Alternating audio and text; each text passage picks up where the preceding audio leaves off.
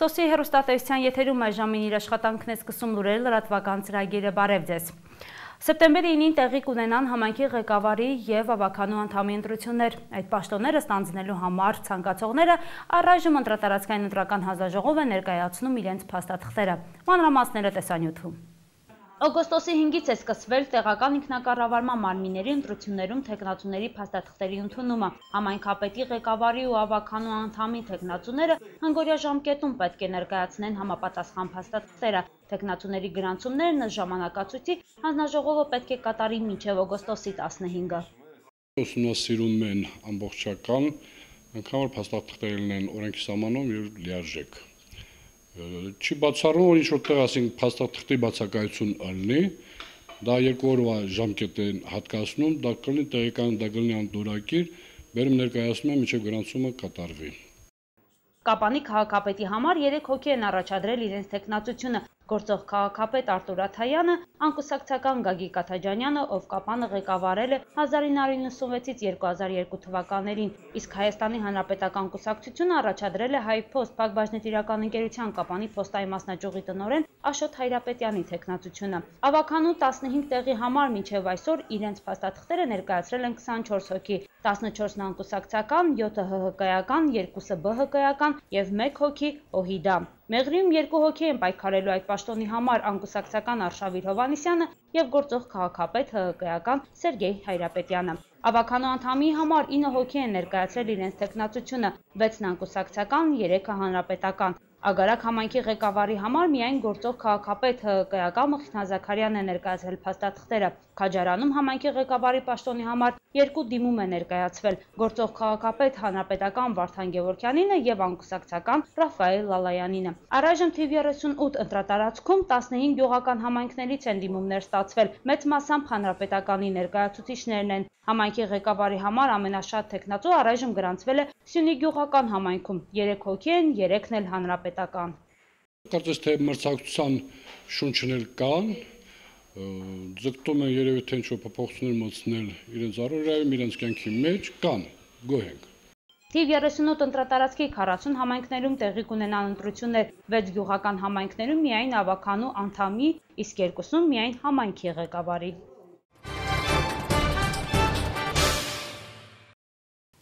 Մայիսյան ջրհեղեղի թողած հետքերը դեռևս թարմ են։ Տուժած բնակիչները ղեկավարությունից օգնություն են խնդրում Վաչագան գետի ափերը բարեկարգելու եւ գոնդե մնացած տարածքը անվտանգ դարձնելու համար։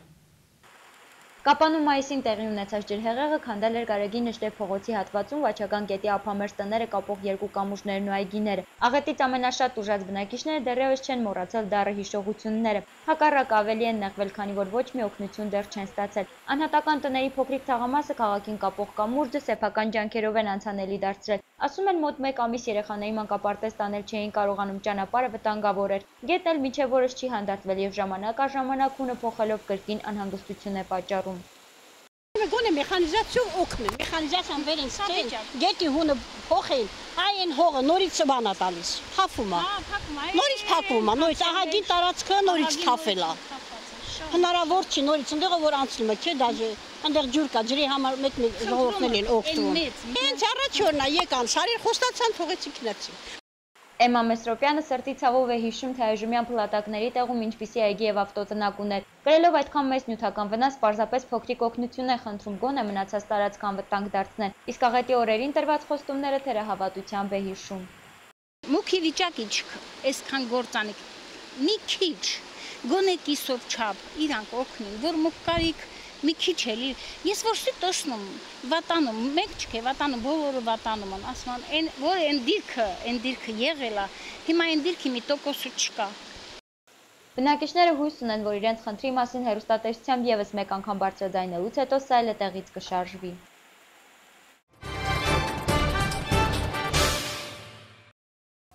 Վաստակավոր շինարար Կապանի եւ Քաջարանի պատվավոր քաղաքացի Սարգիս Սողոմոնի Վարդանյանի հուշաքարի բացման արարողությունն էր այսօր Կապանում։ Անվանի կապանցու եղբոր որդու Վովա Վարդանյանի նախաձեռնությամբ է Լեռնագործ հյուրանոցի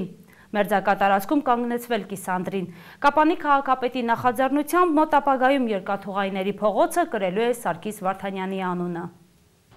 Շինարարի մասնագիտական տոնի նախօրեին մարզկենտրոնում բացվել է մեծ կապանցու իր գործի նվիրյալի Սարգիս Սողոմոնի Վարդանյանի հուշաքարը։ 1912 թվականի հուլիսի 8-ին Քաջարյան գյուղում է ծնվել Սարգիս Վարդանյանը, 18 տարեկանից աշխատել է պղնձի հանքերում, միշտ էլ ակտիվ երիտասարդ է եղել։ Կոմունիտական, հետո նաև կոմունիստական օղակներում պատասխանատու տեղեր է զբաղեցրել։ Ավելի քան քառորդ դար ղեկավարել է Քաջարյան շինտրեսն ու համառ աշխատանքով անսահման նվիրումով վաստակել է համերկրացիների ու նաև ղեկավարության սերն ու հարգանքը։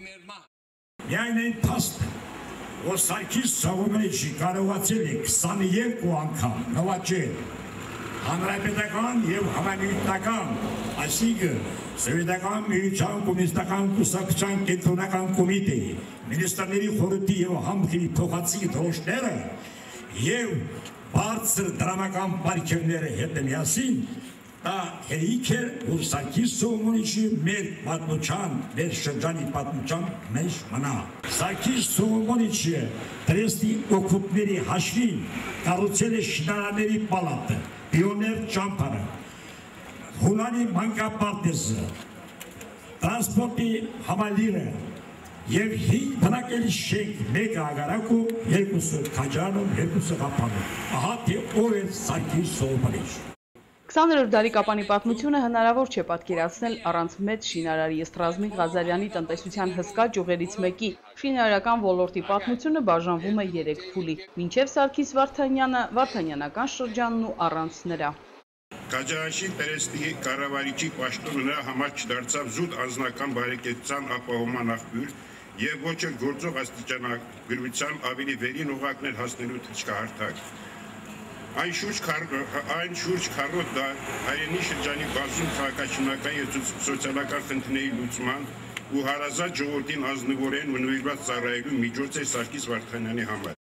Դավիթ Գևորգյանի հոր տարեկիցն ու ընկերն էր Սարգիս Վարդանյանը, լավ մարդ էր բոլոր առումներով, ասում է պարոն Գևորգյանը, դիվանագետ էր, գիտեր ինչպես ֆոնդեր բերեր Հայաստան ու հասցներ մինչև Քաջարյան, Ագարակ։ Ու այնպես էր աշխատում, որ փոխանցիկ դրոշը տարիներ շարունակ մնում էր իր ղեկավարած տրեստում։ Մարդկանց հետ շփվելու բարձր կուլտուրա ուներ, կնամեծար էր ու կանայք էլ նմանապես նրան էին վերաբերվում։ Այս կարևոր հատկանիշը կեսկատակ կես լուրջ, ասում է պարոն Գևորգյանը, յուրացրել է։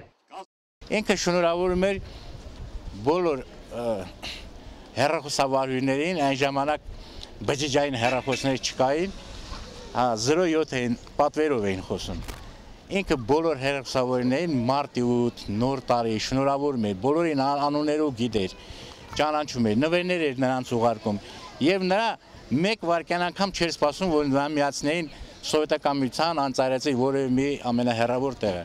Այդ օրինակ ես սովորել եմ Քաջարյանում աշխատող տարիներին, սովորել եմ եւ նման մոտեցում եմ ցույց տվել, նույն վերաբերմունք արժանացել եմ։ Հետաքրքիր մարդ էր, շատ մեծ դարաշրջանի մեծերից մեկը։ Ցավոք կենթանության օրոք մենք արժանիորեն չենք գնահատել նրան, չենք հասցրել մեծարանքի ու հիացմունքի խոսքեր ասել, այդուհանդերձ կիսանդրու տեղադրումով նաև փողոցի անվանակոչությամբ մեր վերաբերմունքն ենք արտահայտում Սարգիս Վարդանյանի հանդեպ ու նաև սերունդներին ենք թողնում նրա անունն ու գործը, ասում է Կապանի քաղաքապետ Արտուր Աթայանը։ Անգնահատելի է նրա ավանդը մեր ու նաև հարևան համայնքների կառուցման գործում, մեր տարածաշրջանի համար կարևորագույն ձեռնարկությունները Քաջարյանի, Կապանի եւ Ագարակի կոմբինատները նրա ղեկավարությամբ են կառուցվել։ Իր անսպար էներգիայի, շինարարի բնատուր ունակություններով, կազմակերպչական հմտություններով կարողանում էր ոգևորել Քաջարյանշինի բոլոր աշխատողներին, պայքարել մեր տարածաշրջանում շինարարության ծավալները մեծացնելու համար։ Բարեբախտաբար մեր շարքերում են նրա ժամանակակիցները, կրտսեր գործընկերները, մարդիկ, ովքեր աշխատել ընկերություն են արել Սարգիս Վարդանյանի հետ, ու նրանց պատմություններով մենք կարողանում ենք լիարժեք պատկերացում կազմել մի մարդու մասին, ով կարող էր ասել. ես կառուցել եմ Կապանը։ Արդեն 3-րդ տարին է մենք փորձում ենք հանդես գալ այսպիսի նախաձեռնություններով, որոնք հնարավորություն են տալիս վառ պահել անվանի կապանցիների հիշատակը։ Մենք մտադիր ենք այնպես անել, որ տասնամյակներ անց կապանցի երիտասարդները տեղյակ լինեն, թե ովքեր են կանգնած եղել մեր քաղաքի կառուցման ու զարգացման ակունքներում։ Ուզում եմ շնորհակալություն հայտնել նաև Սարգիս Վարդանյանի եղբոր որդուն Վովա Վարդանյանին, բոլոր ազգականներին այս նախաձեռնության համար։ Համոզված եմ, որ Սարգիս Վարդանյանն իր անսահման նվիրումով ու համար աշխատանքով վաստակել է իր տեղը Կապանի տարեգրության մեջ։ Շնորհավորում եմ բոլորիս այս միջոցառման համար։ Համատեղ ջանքերով ու նաև բարի կամեցողությամբ կարելի է լավ գործեր անել ու թողնել սերունդներին Վովա Վարդանյանը երախտագիտության խոսքեր ասաց նրանց, ովքեր աջակցել են ու վստահաբար ասել, որ Սարգիս Վարդանյանն իրավունք ունի ապրելու մեր քաղաքի պատմության էջերում։ Ես իմ շնորհակալական խոսքի ուզում եմ առաջին հերթին Կապանի քաղաքապետ Արոն Աթայանին, որը ինքը վերջապես ինքը գտնեց, որ կարելի է այդ մեծ շինարարի համար տրամադրել փողոց եւ կառուցել կիսանդր։ Կիսանդրը կառուցել եմ ես, բայց շնորհակալ եմ պարոն Աթայանին, որ ինքը փողոցի անվանումը վերակոչեց Սարգիս Վարդանյանի փողոց։ Շնորհակալ եմ Մաքսիմ Անուշավանին։ Հուշաքարը բացելու պատիվը տրվեց Վարդանյանի թոռներին ու ծոռանը։ Միքայելը տեսել, բայց չի հիշում պապին, մոր համարել է հպարտ, որ Վարդանյանի սերունդն են։ Հայաց ցառելով յուրաքանչյուր շենքին մեծ հպարտություն եմ ապրում, երբ գիտեմ, որ այդ շենքը կառուցել է պապս։ Եվ այսօր կրկնակի հպարտ եմ, որ նրա անունով, նրա հարամյակի կապակցությամբ նրա անունով անվանակոչել են մի փոքր փողոց։ Այս գողտրի քաղաքի ներդրման յուրաքանչյուր քարի շունչը պապս է հաղորդել։ Նրա խորունկ հայացքի ու խորաթափանց աչքերի շարժումով է յուրաքանչյուր քար կյանքի կոչվել եւ շենք դարձել։ Եվ այսօր կրկնակի հպարտություն եմ ապրում, որ իմ երակներում հոսում է վաստակավոր շինարարի արյունը։ Սիսյանից բերված շուրջ 5 տոննանոց բազալտից է Սարգիս Վարդանյանի կիսանդրին կերտել քանդակագործ Լևոն Թումանյանը, երբ վայր ընկավ Սավանը, հարազատներն ու շինարարի ընկերները հիացած ու հուզված էին։ Հեղինակը կարողացել էր հավերժացնել նրա հանդարտ հայացքն ու զուսպ ժպիտը, թեև կենդանության օրոք միայն մեկ անգամ էր տեսել նրան։ Երբեմն կապանցիների մեղադրում են, թե իրենց անվանի մարդկանց հարգել ու մեծարել չգիտեն։ Ռաֆայել Մինասյանի փողոց կա Կապանում անցած տարի հանդիսություն էր կազմակերպել։ Սարգիս Վարդանյանն այսուհետ իր անունը կրող փողոցում է լինելու, իսկ նախաձեռնությունների շարքը շարունակվում է։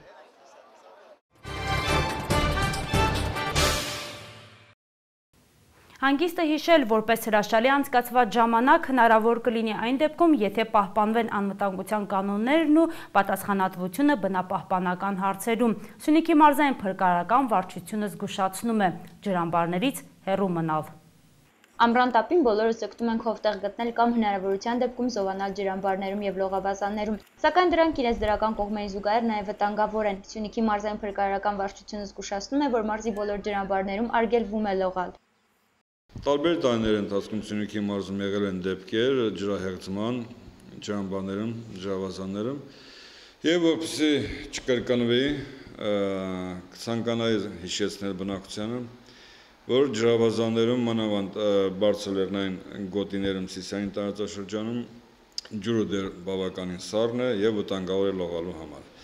Առհասարակ բոլոր ջրամբարները Սյունիքի մարզի նրանք լողալու համար հարմար չեն եւ արգելվում են։ Եվ հաջորդը, որ խմած վիճակում, ոչ սապ վիճակում առհասարակ ջրին չմոտիկանալ, դա ինչքան էլ ջուրը տաք լինի, միևնույն է դժբախտ պատահաններ լինելու են։ Երեխաների նկատմամբ լինեն միշտ հսկողության տակ, մեծահասակների, որպեսզի դժբախտ պատահաններ չլինեն։ Մարզային փրկարարական վարչությունում իհարկե ջրասուզակներ կան, սակայն նրանց թիվը շատ չէ եւ հնարավորություն չկա բոլոր ջրամբարները հսկելու, դրա համար էլ զգուշությունն անհրաժեշտ է։ Ինչ վերաբերում է քաղաքների փոքրիկ ջրավազաններին, ապա այստեղ լողալ իհարկե կարելի է, սակայն զգոնության մասին մոռանալ խորհուրդ չի տրվում։ Օրինակ Կապանի Գարեգին Նժդե հուշահամալիրի լուճակում լողացող երեխաների թիվը չի պակասում, բայց նրանցից քչերն են, որ ծնողների հետ են լողալու գալիս։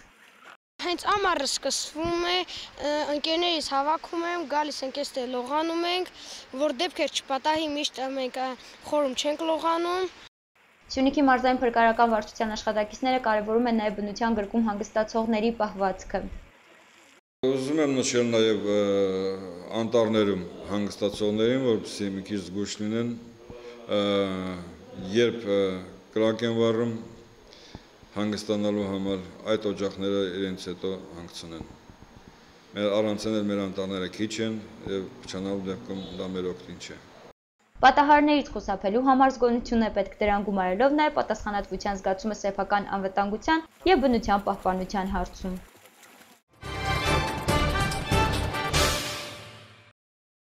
Հալեպի համար ճակատամարտում կառավարական զորքերը որոշ առաջխաղացում են գրանցել։ Ֆիլիպիների մայրաքաղաքը սուզվում է անձրևների մեջ։ Թողարկման միջազգային լուրերը։ Ապստամբները չորեքշաբթի հանձնել են Սալահեդդինը, Հալեպի թաղամաս են մտել Սիրիայի կանոնավոր զորքերը, այդ տեղեկատվությունը հաստատել են նաև արևմտյան լրատվական գործակալությունները։ Հաղորդվում է, որ ճակատային գիծ դարձած քաղաքի թաղամաս են նետվել մոտ 20,000 զինվոր ու սպա, ընդդիմության ուժերը ենթադրաբար 3 անգամ քիչ են։ Ռմբակոծության հետքերը ցուցադրում են նաև Հալեպից 25 կիլոմետրի վրա գտնվող ոչ մեծ քաղաքի բնակիչները, նրանց հաշվարկներով մեկ օրում այդտեղ ընկնում է մոտ 60 արկ։ Շատերը լքել են Հալեպը, իրավապաշտպան կազմակերպությունների տվյալներով Սիրիայում մոտ 1,5 միլիոն մարդ հարկադրված է եղել փախչել տներից։ Շատ շրջաններում չի բավականացնում պարենը, թարմ հացի համար կռիվներ են տեղի ունենում։ Ֆիլիպինների մայրաքաղաքը սուզվում է մուսոնային անձրևների մեջ։ Մեկ օրում այդտեղ տեղացել է 1,5 ամսվա տեղումների նորման։ Որոշ շրջաններում ջրի մակարդակը հասնում է 2 մետրի։ Փրկարարները եւ զինվորականները օգնություն են ցույց տալիս ջրի գերության մեջ հայտնվածներին։ Շատերը օգնության են սպասում տանիքներին։ Կան եւ այնպիսիք, ովքեր հրաժարվում են իրենց տները լքելուց, զգուշանալով դիակապտությունից։ Երկրի նախագահը կոչ է արել ժողովրդին միավորվել, հայտարարելով, թե կառավարությունը ընդունակ չէ ինքնուրույն գլուխ հանելու բնական աղետի հետևանքներից։ Մանիլայի տասնյակ հազարավոր բնակիչներ ապաստան են գտել դպրոցներում եւ տաճարներում։ Կյանքը մայրաքաղաքում կաթվածահար է եղել, տրանսպորտ չկա, ոչ մի խանութ փաստորեն չի գործում։ Իսկ ահա օդերևութաբանների կանխատեսումները հուսադրող են, առաջիկա օրերին եղանակը պետք է կարգավորվի։